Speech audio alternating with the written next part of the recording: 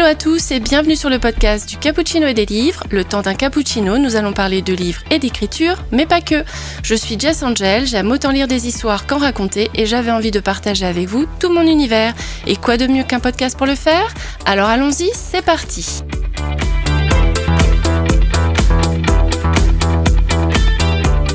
Dans cet épisode spécial, nous allons faire la connaissance de l'autrice hybride. Pour rappel, une autrice hybride est une autrice éditée et en maison d'édition et en auto-édition, du nom de Liv Bonelli, dont je vous ai déjà parlé dans ce podcast sur le bilan lecture du mois de mars, puisque j'ai lu le tome 1 de Witchcross, et que j'ai également rencontré grâce à la formation Licard. Petit clin d'œil à nos petits camarades Polaris. Et du coup, je vais vous faire la liste des livres que Liv a publiés. Donc nous avons Au-delà du rideau rouge, du fantastique, La porte oubliée, qui est un thriller psychologique qui a gagné récemment le coup de cœur du prix Suspense 2024. Le silence du ruisseau, qui est un thriller psychologique. Witchcross livre 1, qui est la clé des origines, qui est une romance ensorcelante et fantastique. Witchcross livre 2, l'origine du mal, fantastique. Et prochainement, tu me confirmes, Liv, qu'il y aura un tome 3 de Witchcross ? Tout à fait. Ok. Donc bonsoir Liv, bienvenue sur ce podcast. Bienvenue, ben voilà. C'est ton tour maintenant de parler. Présente-toi, raconte-nous qui tu es. Alors déjà, merci infiniment de ton invitation, ça me touche énormément. Je suis vraiment touchée. Ouais, moi, je suis ravie de te recevoir. Alors, qui je suis ? Je pourrais te dire plein de choses, que je suis écrivaine, que je suis maman, que je suis complètement barjo, mais je te dirais... Je te dirais que je suis avant tout une femme qui aime la liberté, qui aime manier les mots, qui aime jouer du violon, d'où le ton de la voix qui est très très très important pour moi. Voilà, je t'en ai touché tout à l'heure. Et qui aime me balader, j'adore me balader tous les jours en forêt. Parce que j'ai de la chance, j'habite au pied d'une montagne, le massif de la Chartreuse. Et donc voilà, il y a de belles balades qui t'attendent dehors. Exactement. Ok. Quel est ton parcours pour en être arrivé à aujourd'hui ? Quel est mon parcours pour en être arrivé à aujourd'hui ? Alors, il est assez difficile, assez long, on va éclectique. Dire. Exactement. J'ai eu plusieurs métiers. J'ai eu plusieurs métiers puisque je déteste rester campée dans un seul univers. Pour moi, c'est tout bonnement impossible. Je m'ennuie très vite. Donc, chacun des métiers que j'ai pratiqués, j'ai eu des diplômes qui vont avec. Et généralement, ils ont tous été dans le milieu médical, sauf un. Oui. Sauf un. Non, deux. Sauf deux. Sauf deux. Un dans les fleurs, où j'ai repassé Effectivement, où j'ai repassé mon CAP de fleuriste et je m'occupais des fleurs alors dans un domaine assez particulier puisque je travaillais avec les pompes funèbres, dans un magasin qui était à côté des pompes funèbres et je faisais donc les dessus de cercueil, les couronnes, je livrais dans les chambres, bref, c'est assez spécial. Et un autre métier où j'ai travaillé dans les ateliers, où j'ai été une des premières filles à travailler chez Caterpillar. D'accord. Dans les ateliers, tu vois, comme quoi... Effectivement, c'est très éclectique. J'étais très jeune, hein. J'étais jeune.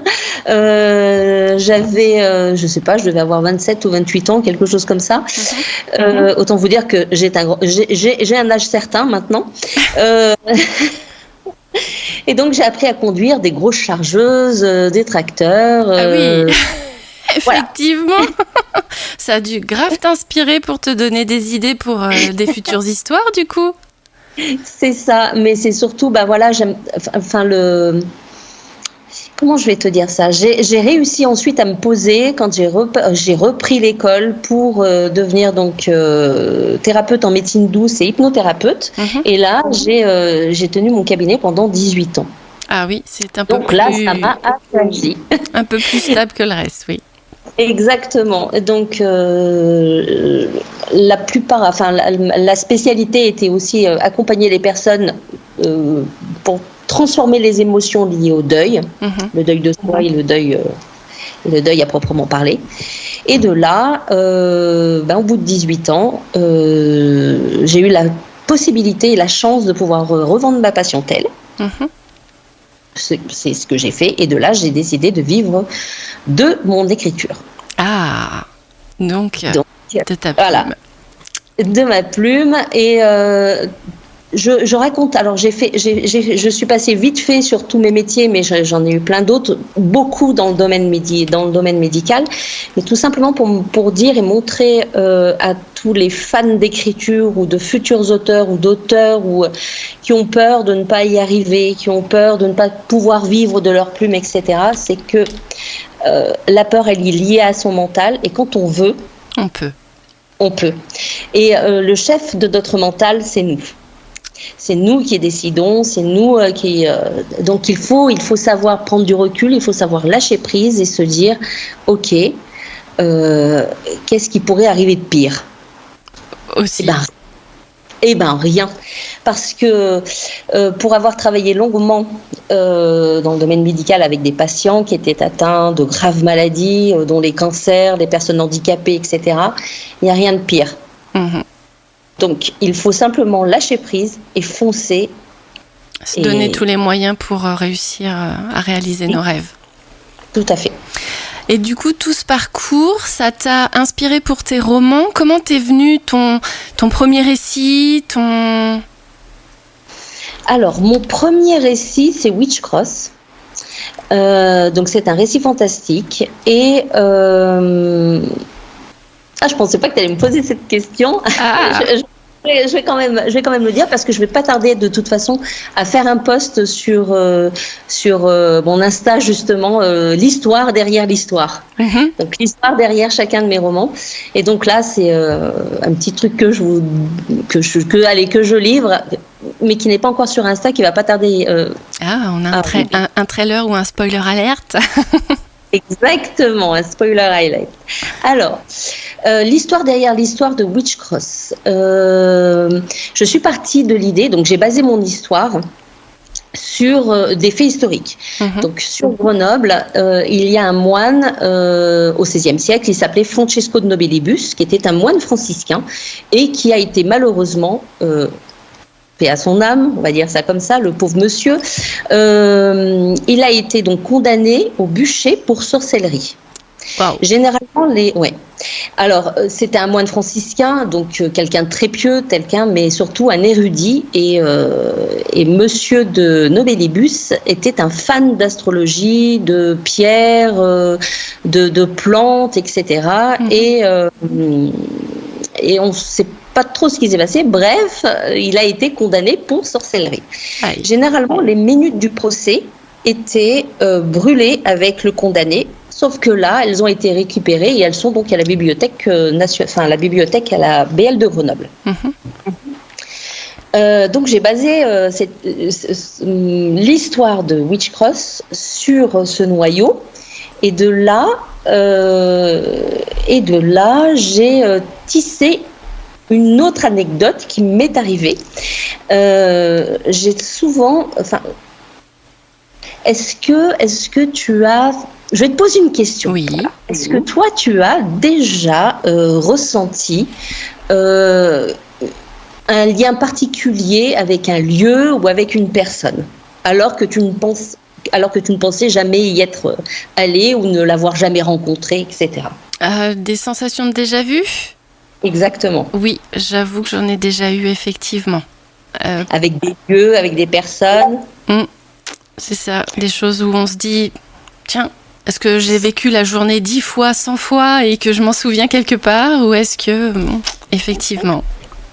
Eh bien, moi, cette histoire-là, donc derrière l'histoire de Witchcross, c'est que depuis que je suis toute petite, j'entendais une voix qui me disait « Philippe, c'est ton âme sœur, Philippe, c'est ton âme sœur ». Et puis je voyais le lieu de Sassenage. Alors, je sais pas, tout le monde ne connaît pas Sassenage, mais la Fémélusine, etc., Sassenage. D'accord.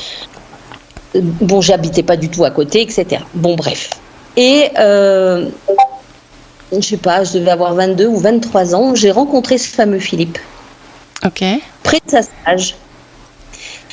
Sassenage. Et c'est de là où l'histoire de Witchcross que j'ai romancée, bien entendu, ce n'est pas la mienne, mais il y a 2 faits réels qui se produisent dans cette histoire-là. Notre fameux Francesco de Nobilibus et ce fameux Philippe et le vieux bourg de Sassenage.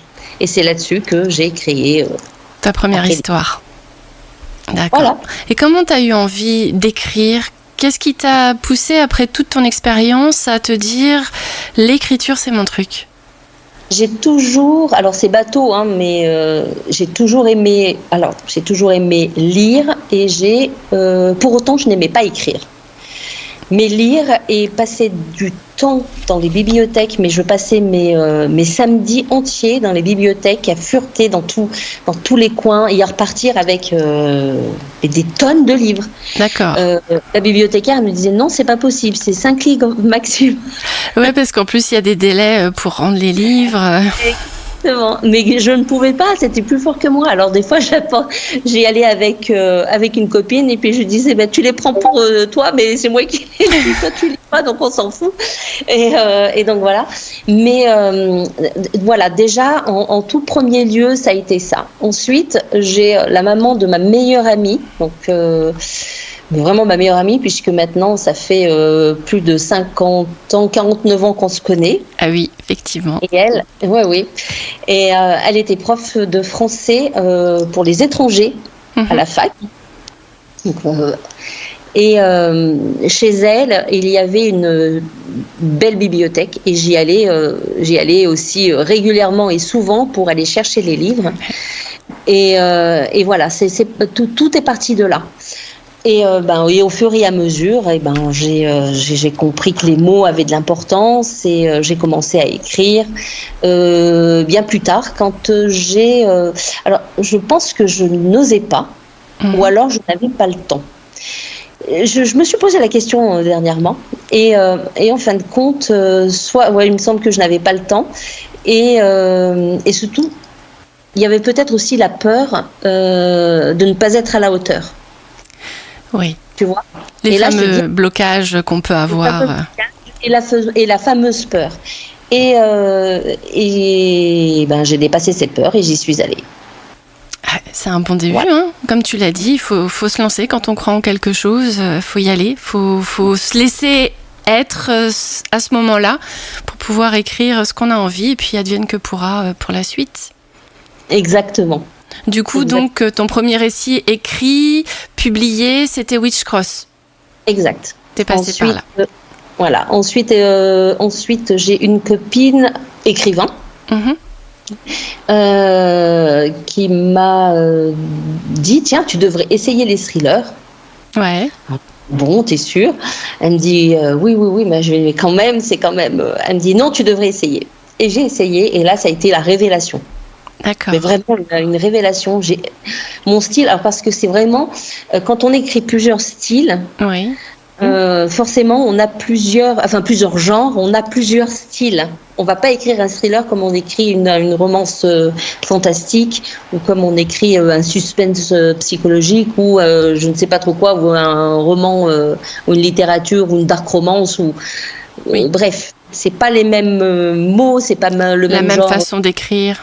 Exactement, c'est pas le même genre stylistique, donc c'est pas la même intensité, c'est pas, même si ça reste de l'écriture, c'est totalement différent. Et j'ai aimé cette manière percutante parce qu'on fait moins de longues phrases, moins de, tu vois, on n'est plus oui, effectivement, elle nous avait expliqué lors de la formation, Lucie, qu'il fallait des phrases bien claires, bien directes pour mettre le suspense, les tensions. Là, on va aller à la phrase d'après et que justement le rythme est plus court quand tu écris un thriller ou quelque chose qui fait peur pour que justement tu aies l'impact en lisant de cette tension qui se dégage à travers les mots. Tout à fait. Ouais, et là je l'ai vu. Mais alors comme j'aime bien, Je suis un peu, c'est ce que je te disais, Barjot, aussi Barjot. Cette amie dont je te parle, donc c'est Marie-Lise Trécourt. Elle est romancière chez Erol. Et elle adore me lancer des défis. Ah, ça c'est bien les challenges. Et elle sait que je ne peux jamais refuser. Donc voilà. Et ça m'a réussi puisque voilà. Bah oui, tu es là aujourd'hui pour nous parler de tes livres, donc c'est que ça a eu le succès escompté. Du coup, tu t'en es bien sorti, ça n'a pas été trop dur, tu as rencontré plus ou moins tes lecteurs tout de suite, ou il t'a fallu du temps pour Alors, le pour trouver. le thriller, je pensais... Alors, pour le thriller, je l'ai tout de suite mis en auto-édition. J'ai choisi essentiellement, j'ai pas voulu m'éparpiller sur tous les sites Kobo, etc. Je me suis dit bon, je vais me fixer que sur Amazon, au moins voilà, ça sera tout au même endroit et je vais pas me prendre la tête. Oui. Et ça a été tout de suite le top et le succès. Il a été, donc là, pour l'instant, il a été enlevé des ventes puisque j'ai signé et qu'il va ressortir le 4 juillet, donc bientôt. D'accord. C'est celui qui a eu le coup de cœur du Suspense 2024, la porte oubliée. Voilà, prix du Suspense 2024, sous le label Les Lauréats, dont le président était Nico Taquian. D'ailleurs, j'ai passé une fabuleuse journée sur Paris. J'imagine.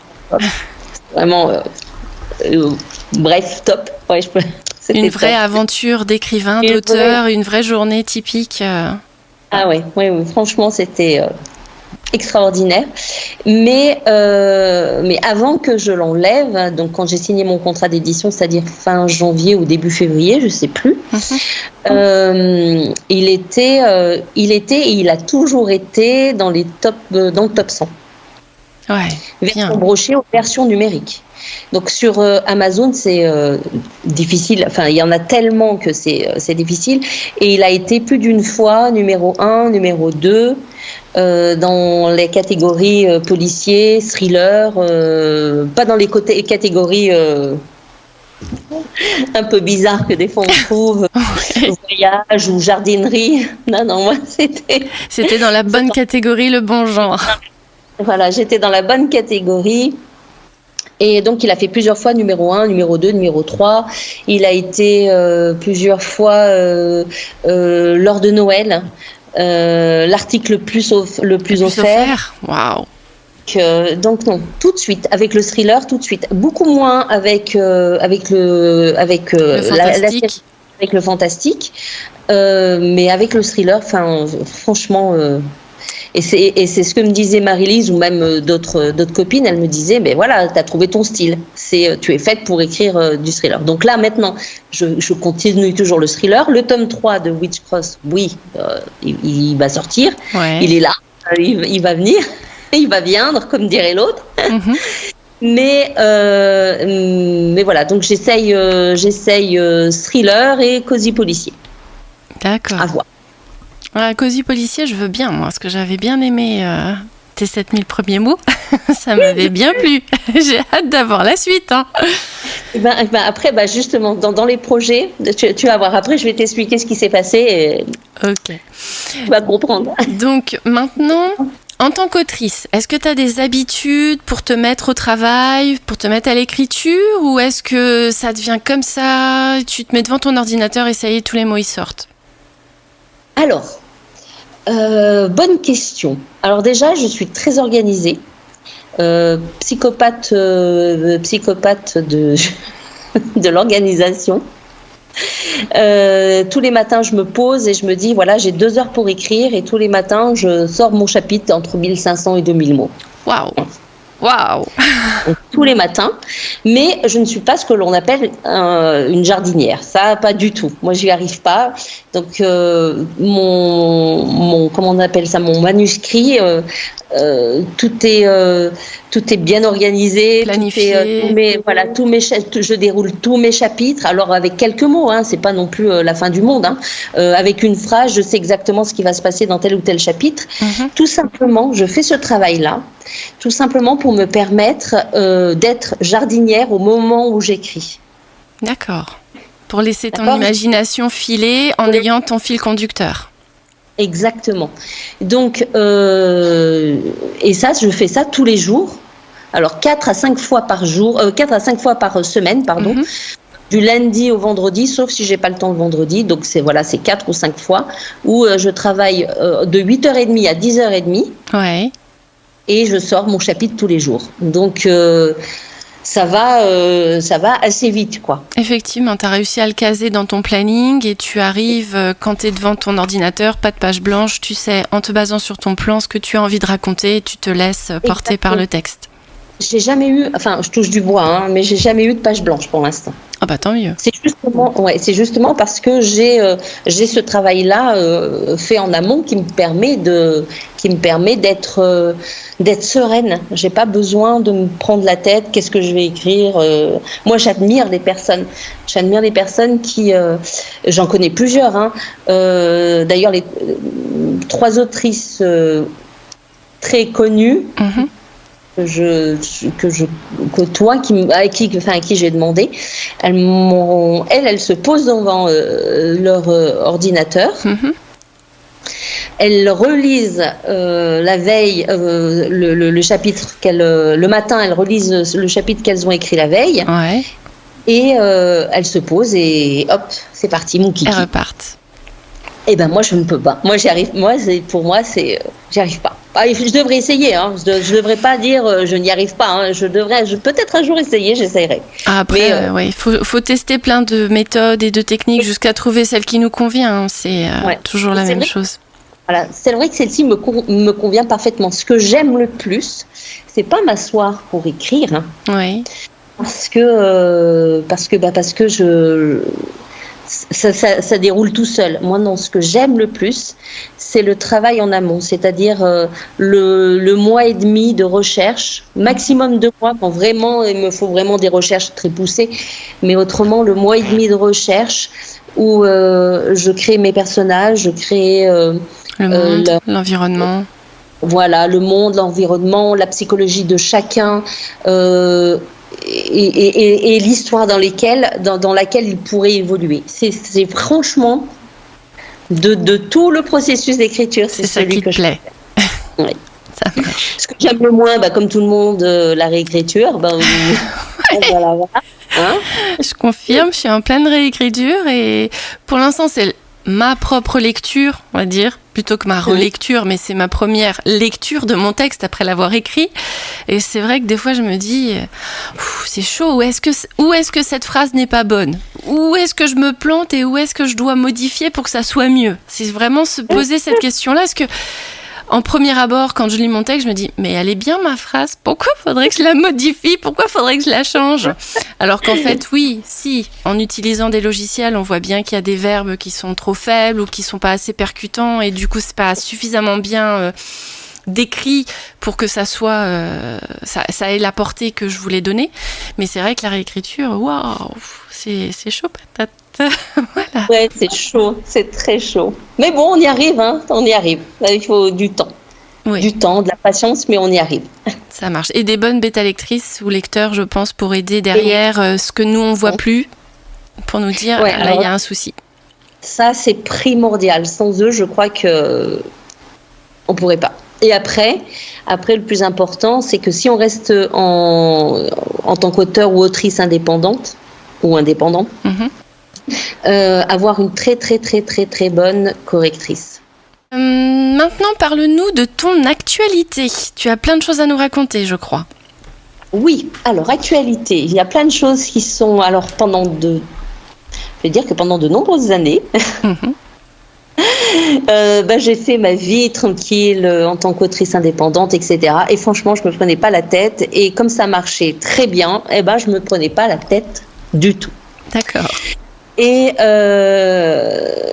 donc là, l'actualité, donc la plus grosse actualité, il y en a 2 plus grosses, c'est le fait que j'ai signé chez les éditions Prisma, pardon, pour le thriller donc La Porte oubliée, qui a remporté donc le fameux prix du suspense 2024. Et de là,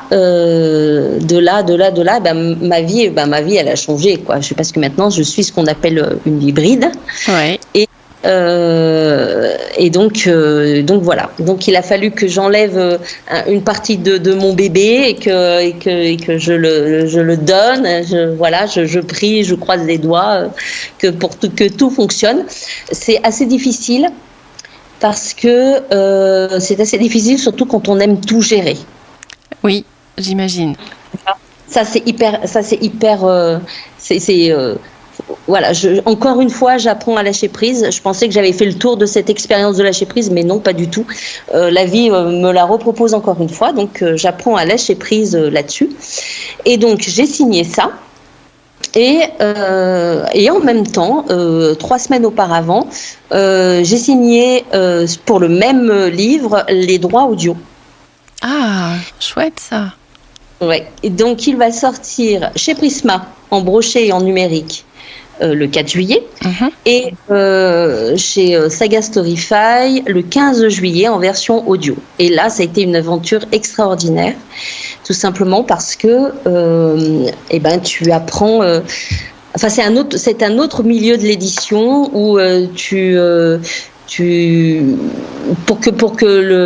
comment je vais te dire, que l'actrice qui va lire ton texte, tu dois lui donner une multitude d'informations pour qu'elle puisse tout ressentir et tout redonner après derrière dans les émotions que tu voulais transmettre. Et ça, lui faire des fiches de personnages détaillées pour qu'elle puisse vraiment s'imprégner de chacun des personnages et pour pouvoir les interpréter. Voilà, donner les messages que moi j'ai voulu donner quand je les ai écrits. Et donc là, c'était une belle aventure aussi parce que c'est un autre pendant de l'édition qui est complètement différent de l'édition traditionnelle. J'ai choisi donc les voix. Il y en avait une, on m'en a proposé une voix super, mais qui était pour moi beaucoup plus pour la romance. Moi, je cherchais vraiment une voix qui était grave, qui était posée, etc. Et je l'ai eu. Je voulais une actrice en particulier qui n'était pas libre et au dernier moment, elle l'a été. Et donc, ça a été. Ah ouais, ça fait beaucoup de nouvelles d'un seul coup, ça. Ça doit faire un de ses effets quand tu réalises qu'en fait, tout va sortir, que ton livre va être publié, que tu as gagné un prix, qui va être entendu par les gens grâce à l'audiobook. Ça doit être un moment génial à vivre en tant qu'autrice. C'est un moment génial pour te dire, je n'arrive toujours pas à réaliser. Ah bah oui. J'arrive toujours pas, donc peut-être que c'est peut-être mon côté pragmatique. J'attends de voir, j'attends de pouvoir aller le jour de sa sortie. Je sais que je vais aller l'acheter. J'ai reçu mes exemplaires auteurs, mais je vais aller l'acheter, donc comme ça au moins je serai tranquille. C'est tout un processus et j'aimerais, je veux apprécier chaque instant. J'imagine, ouais. Donc tu vois, vivre chaque instant dans le moment présent et donc savourer jusqu'au dernier. Jusqu'à la dernière minute, mais pour autant je ne lâche pas l'auto-édition, pas question, parce que c'est moi je liberté pense, peut-être aussi. Exactement. Mais tu vois, avec Polaris et ce que nous racontait Johanna ou Lucie, c'est hyper important. Je pense que l'avenir des auteurs est hybride. Parce que un livre dans l'édition traditionnelle, à moins que ça devienne un best-seller, à moins que ça devienne, etc., c'est maximum 3-4 mois. Oui, de promotion et de visibilité. Voilà. Après, avec beaucoup de chance, il peut sortir en poche. Et après, avec beaucoup de chance, il peut continuer à se vendre sur les plateformes comme Amazon, comme Kobo, etc. Mm-hmm. Mais forcément, il y a d'autres sorties qui arrivent et donc forcément les livres changent et puis après ça repart. C'est logique, c'est normal, c'est la vie du livre. Oui. Tandis que en tant qu'indépendant, peu importe la plateforme que l'on choisit, que l'on reste seulement Amazon ou que l'on se diversifie dans les autres plateformes, ton livre il existe toujours. Oui, c'est vrai. Et ça n'a pas de prix. Surtout quand tu as donné le maximum et que tu as donné donc le meilleur. Donc je pense que Lucie et Johanna ont tout à fait raison. Le meilleur combo pour un auteur maintenant, c'est qu'il devienne hybride. Pour jouer sur les deux tableaux. Ouais, ça, pouvoir maîtriser et en même temps pouvoir savourer de l'autre côté sans se poser toutes les questions derrière. Effectivement. Exactement. Donc ça, c'est les projets. Ensuite, après, tu m'as dit quoi? Actualité? Oui, actualité, ça va être les dernières sorties, si tu as des salons ou des dédicaces de prévues, et justement, si tu as des nouveaux projets d'écriture qui sont en cours de chemin ou en cours de réflexion. Ouais, alors j'ai toujours des projets de réflexion. Mon Dieu, si tu savais tout ce que j'ai, mon Dieu. Ça fuse. J'ai hâte justement de me mettre au boulot dans le move, là, dans le mood dont je t'ai parlé tout à l'heure. Alors, je suis en train, donc j'avais terminé le cosy policier. Ouais. Il était terminé. Et puis un matin, je me suis levée, je me suis dit non, il y a un truc qui va pas. Et j'ai tout recommencé. D'accord. T'as tout effacé, tout brûlé et hop, on recommence, ou tu as retravaillé? J'ai gardé exactement la même trame, donc je vais pas changer ma trame, mais en revanche, je l'ai totalement changé d'époque. Donc, je n'en dis pas plus. Ah oui, je vais avoir hâte de savoir la suite, moi. Je n'en dis pas plus là-dessus. Ensuite, actualité, j'ai alors laisse-moi réfléchir. Oui, j'ai un truc super important. Donc La Porte Oubliée sort le 4 juillet et le 6 juillet. Donc je suis en signature à la Fnac, Grand Place. À Grenoble. Voilà, à Grenoble. Donc j'ai une signature là-bas. Ensuite, je dois contacter d'autres librairies pour justement organiser d'autres dédicaces. Mais là, pour l'instant, j'ai pas encore eu le temps. Je dois le faire. Et des salons à venir, je croise les doigts pour l'année prochaine. Ah oui, peut-être avec la maison d'édition, du coup, ou plutôt... Oui. Alors, les deux, on travaille 2 concerts. Et j'ai déjà deux pistes, donc j'attends, je verrai. Intéressant. J'espère que ce sera pas très loin de chez moi, comme ça je pourrais y aller. Je pourrais te faire un coucou. C'est où? Moi, j'habite en Île-de-France. Alors, il y en a un qui sera pas très loin. Ah, cool. Je vais le noter dans mon agenda quand tu auras sorti la date, alors. Je ferai tout ce que je peux pour y aller. Je viendrai t'embêter. Avec grand plaisir. Ça marche. Alors, est-ce que tu as d'autres choses sur l'actualité à nous partager ou... Non. C'est déjà pas mal, franchement. C'est une sacrée actualité. Alors maintenant, si on passe aux conseils, lecture ou écriture, comme tu veux, est-ce que tu aurais des conseils à partager avec nos auditeurs ? Alors, conseils à partager avec les auditeurs. Sur l'écriture, écoute, alors, on m'a posé une question qui était très intéressante. Pourquoi je me suis inscrite chez Polaris? Enfin, chez Licard, pardon. Chez Licard. Promo Polaris. Et puisque j'avais déjà sorti des romans, etc., qui marchaient très bien, pourquoi? Tout simplement parce que on n'a jamais tout appris. Oui. Ça se saurait. Oui, si on savait tout comme ça, juste...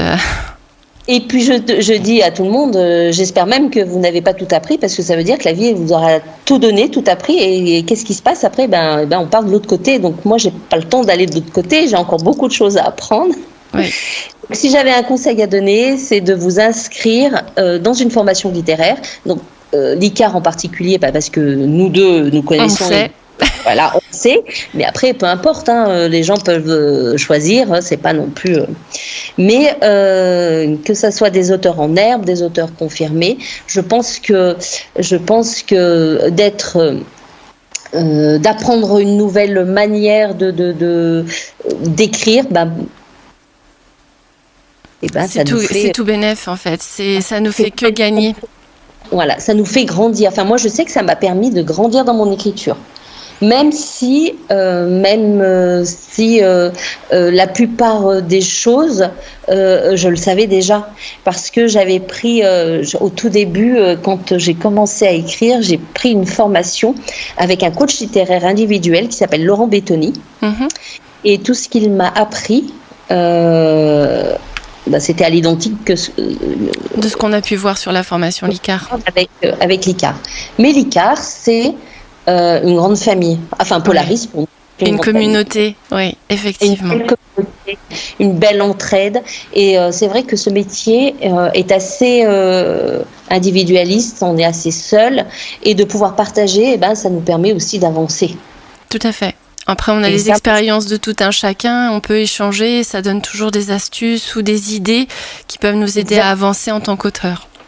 Effectivement. Donc ça, c'est un des conseils que je donnerais.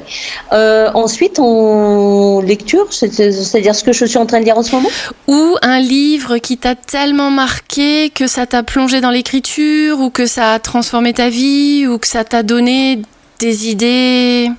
Alors, un livre qui m'a... il y en a 2. Non, même 3. Ah. Il y en a 3. Alors, le tout premier, c'était Émile Zola, Au bonheur des dames. Oui, j'ai lu ça, c'était pas mal. Il m'a transportée. Impossible de lâcher. C'était pour moi un véritable page-turner. Complètement ridicule. Enfin, je ne sais pas si c'est ridicule de dire ça, mais... Non, c'était pas mal. Après, c'est vrai que toutes les descriptions pouvaient parfois sembler longues, mais en fait, elles étaient nécessaires pour comprendre l'ambiance du magasin, du bonheur des dames et tout ça, oui. Moi, il m'a transformée. Alors là, c'est franchement... Donc là, je ne sais pas, moi, je devais avoir 13 ou 14 ans. Essayez d'imaginer, oui. Ça va... Pour moi, c'était vraiment un véritable coup de cœur. Et c'est franchement, je pense réellement que c'est à partir de ce moment-là que je me suis dit j'aimerais bien écrire des histoires. Ah. Tu vois, en y repensant. Bon, après j'ai fait toute la série des Zola, mais c'est celui-ci mon préféré, mon préf de préf, c'est Au bonheur des dames. D'accord. Ensuite, j'en ai plein qui m'ont vraiment marqué et qui m'ont vraiment encore poussé dans cette voie-là. C'était Régine Desforges, La bicyclette bleue. D'accord. D'ailleurs, une de mes filles a le prénom de Léa. D'accord. Voilà. C'est pas pour rien. Ensuite, pour les plus jeunes, ils le connaissent maintenant sous le nom de Outlander, mais moi, je l'ai connu il y a plus de 25 ans sous le Cercle de Pierre. D'accord. Et celui-ci aussi m'a transportée. J'étais subjuguée, j'ai été emportée. On me parlait, j'avais les gamins qui me tiraient sur le truc. J'ai dit mais laissez-moi tranquille, je suis en train de lire. Je lis, laissez-moi tranquille, je lis. Donc voilà. Et puis et une auteure française aussi, Mireille Calmel. Oui. Et là, j'ai tout d'elle. J'adore sa manière d'écrire. Donc, c'est beaucoup plus historique, etc. Oui. Mais j'adore. Et sa série d'Éléanore, moi, voilà. T'as adoré. Je les ai. Je les relis souvent. Tu vois, voilà. Ce dont je viens de te parler, ce sont des livres que j'adore reprendre et me replonger dans les histoires. Et à chaque fois que je les relis, je vois autre chose, je ressens autre chose. Et je me suis dit, mais comment ça se fait que je suis passée à côté de ça ? C'était pas le bon moment ? Exact. Ou là, c'était ce moment-là pour ça ?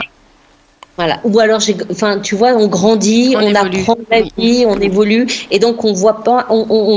Quand on lit dans un instant T, on ressent peut-être pas la même chose. C'est pareil avec notre écriture. Hein. Oui. Si je reprends le premier Witchcraft, j'aurais envie de tout réécrire. Hein, point barre. C'est clair et net. Hein. Je sais plus du tout comme ça. Hein. Mais voilà quoi. Ça.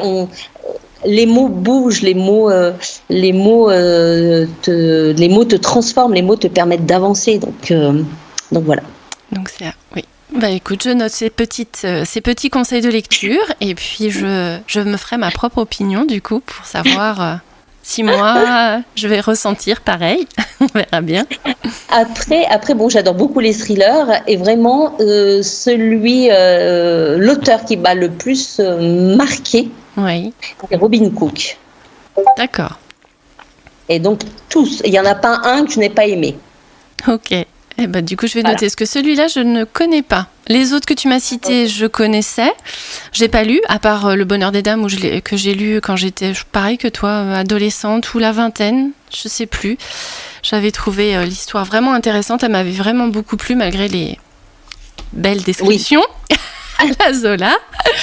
Mais bon, après, je vais noter Robin Cook, parce que du coup, j'aime bien parfois lire des thrillers, mais celui-là, je connais de nom, mais j'ai pas lu encore. Donc je me le note. Alors lui, il est fabuleux, fabuleux, fabuleux. Et une autrice que j'ai découvert il n'y a pas si longtemps, qui s'appelle Esther Fox. Ouais. Je suis sûre que tu aimerais. J'ai lu son premier bouquin, je l'ai avalé. Et pour te dire, quand j'ai commencé... Alors là, c'est une petite anecdote, un petit truc spécial. Oui. J'ai acheté donc ce bouquin dans une petite librairie à Grenoble qui s'appelle La Caverne aux Livres. Et... j'ai récupéré le livre, je me suis installée chez moi, dans mon canapé, j'ai commencé à lire premier, deuxième chapitre, troisième. J'ai pris le téléphone, j'ai appelé le libraire et je lui ai dit, à la fin du livre, elle parle de son dernier livre qui vient de sortir et qui s'appelle, d'ailleurs, je l'ai à côté de moi, ça s'appelle La mystérieuse bibliothèque de Blackwood Abbey. Il est dans ma bibliothèque. Et je lui ai dit, je le veux. Ouais. J'adore ce qu'elle écrit, j'adore sa manière d'écrire, j'adore. Elle te mène par le bout du nez. Ah, bah, je découvrirai ça alors. Parce que ce livre-là, en fait, j'en ai parlé dans l'épisode 5. Parce que j'ai assisté, je vais pas tout répéter pour ceux qui nous écoutent, mais j'ai assisté à un atelier d'écriture auquel j'ai participé et il nous avait demandé un moment dans l'étape de l'atelier d'aller choisir dans la librairie, parce qu'on était dans une librairie, d'aller choisir un livre qui nous faisait penser à notre première journée de travail. C'était le thème, on était début mai, donc c'était par rapport au 1er mai, etc.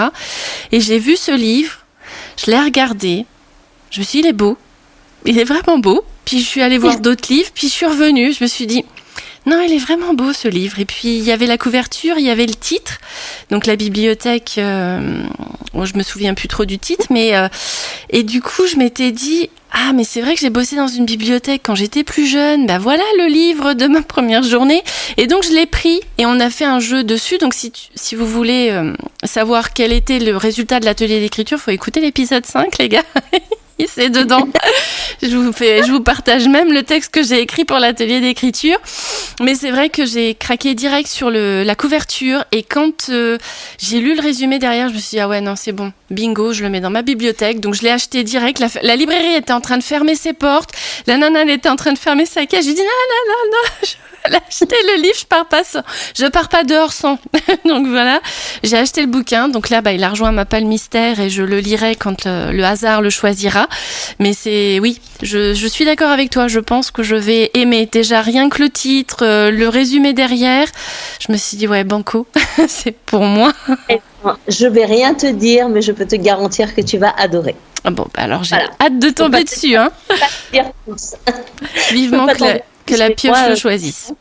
Voilà, pour te dire, je le lis, enfin, imagine le truc, hein, je le lis donc en version brochée, et je le lis en version numérique. Quand je suis couchée, que je peux pas allumer la lumière parce que mon mari dort. Oui. Donc en version numérique, ma liseuse, voilà, hop. Comme ça, tu l'as sur tout support et tu suis l'histoire jusqu'au bout. Exactement. Donc tu vas aimer, je te le promets. Bon, je vais avoir hâte parce que j'ai des tonnes de petites pépites qui m'attendent dans ma bibliothèque, mais pour l'instant, c'est ma vieille palle de l'année dernière qui est tombée dans la pioche. Je me suis dit, franchement, c'est le fait du hasard, mais pourtant, c'est tous les vieux livres, en fait, que j'avais mis de côté, que j'ai dû tous lire. Donc, toutes les nouveautés, en fait, m'attendent et celui-là en fait partie. Donc, bon, on verra bien quand ce sera le bon moment. Maintenant, où est-ce qu'on peut te trouver ? Instagram, Facebook, ton site internet ? Exactement. Alors le site internet, il est en train d'être fait, donc faut ne pas faire trop attention parce que forcément, comme maintenant il y a maison d'édition plus, deux maisons d'édition, une pour les livres brochés et l'audio. Donc tout est en train d'être fait, donc ne faites pas attention au site internet parce que c'est un gros, c'est un gros n'importe quoi. Après Instagram où je suis beaucoup. Très peu sur Facebook parce que j'ai choisi l'option cliquer machin, ça partage en même temps sur Facebook, donc je vais très peu sur Facebook. Oui, c'est vrai que c'est pratique cette fonction sur Instagram. Voilà, beaucoup plus simple Instagram parce que surtout c'est chronophage quoi. Je me fais vite attraper. Donc si je reste sur Instagram, après je vais sur Facebook, après j'écris plus. Ah oui, c'est pas faux. Donc il faut choisir. Quelle est notre priorité ? Écrire ou aller scroller ? Exactement. Donc essentiellement sur Insta, messages privés, bref, tout ce que vous voulez sur Insta. Ok, alors donc ne vous inquiétez pas, les chers auditeurs, vous retrouverez toutes les orthographes dans la barre d'infos du podcast. Sinon, je peux quand même vous dire que vous pouvez retrouver le site internet sur livebonelli.com. LIVBO2NE2LI pour ceux qui... Voilà, et sinon il y a la page Instagram @livebonelli_8 off. Donc n'hésitez surtout pas à aller visiter ces deux médias de réseaux sociaux pour pouvoir découvrir un peu plus l'univers de Liv. Et voilà, ce nouvel épisode de podcast est fini. J'espère que cela vous a intéressé, que vous avez passé un bon moment avec nous. Merci Liv de t'être prêtée au jeu de l'interview, d'avoir été mon invitée. Merci beaucoup d'avoir répondu présente. Et merci à tous d'être restés jusqu'à la fin. Si cela vous a plu, n'hésitez pas à vous abonner pour avoir le prochain épisode de sa sortie, bien entendu, ou même tous les autres épisodes qui sont déjà sortis, n'hésitez surtout pas, et à liker et à partager si vous avez aimé. Si vous le souhaitez, vous pouvez donc retrouver, comme je vous ai dit, Liv sur sa page Instagram et sur la mienne. Voilà, merci pour votre écoute et à très vite pour la suite.